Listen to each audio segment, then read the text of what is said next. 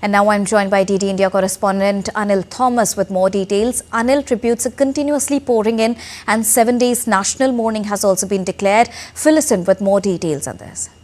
Well, good morning. As we reach the fag end of the year, this particular news actually is shaking up, India and also the world, especially a distinguished life that the late Dr. Manmohan Singh has led, the man who is credited for liberalizing India.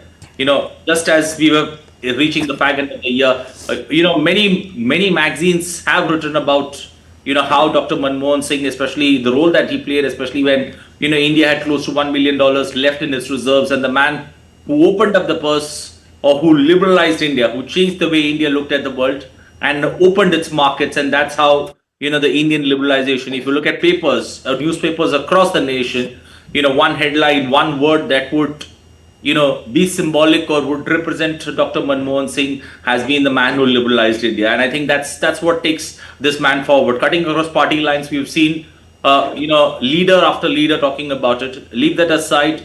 From the world, big leaders have all condoled his death. And I think that's the imprint that he leaves to the world, especially the 2008 global recession that the world faced.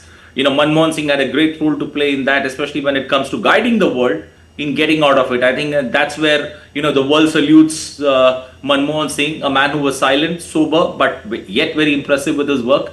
And I think that's the footprint that a man leaves behind, a legacy that he leaves behind. He remembers, he spoke about it time and again, that, my work, my deeds, you will remember it. And I hope you would be a bit more sympathetic and a bit more understanding to the vision that I had for India and the world.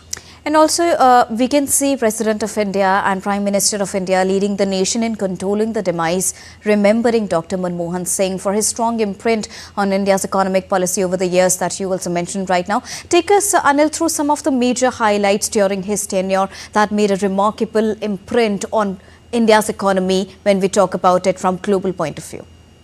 Well, let's look at very simply the journey that started in 1972, right from becoming a part of the, finance ministry, then becoming a finance secretary, an RBI governor, a finance minister, and then moving to the planning commission and finally taking the chair of the prime minister in 2004, leading the nation for almost, for exactly 10 years there.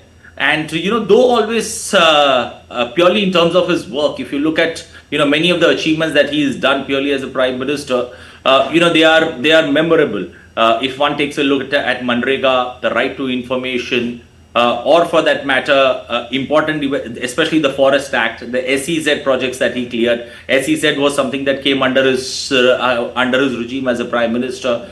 If not that, at least the Food Security Act, the Land Acquisition Act, have all been important landmark decisions that have come under his prime ministership. And I think that's what the world remembers. Not only that, I did make a mention about the global recession and the advice that he gave to the world, especially in 2008.